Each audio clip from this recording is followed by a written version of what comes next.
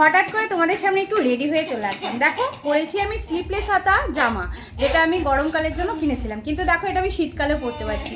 তার কারণ একটাই, যে আমি এই হাইনেক গলা গেঞ্জিটা কিনেছি, এটাকে টি শার্ট বলো বা সোয়েটার বলো দুটোভাবে ইউজ করা যাবে, কারণ মোটা সোটাই আছে।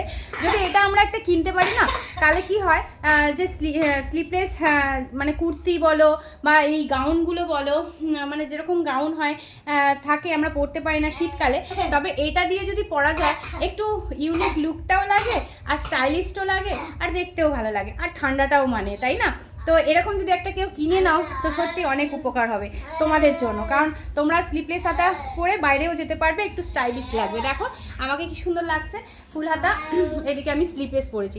এটা যে গরমকালে বোঝাই যাচ্ছে না। তো যাদের যাদের এটা দরকার, এই যে এইদিকে না এদিকে দেখো একটা ফটো, মানে এইটার ফটো দেখা যাচ্ছে, ওটার মধ্যে ক্লিক করে যারা যারা কিনতে চাও কিনে নিতে পারো।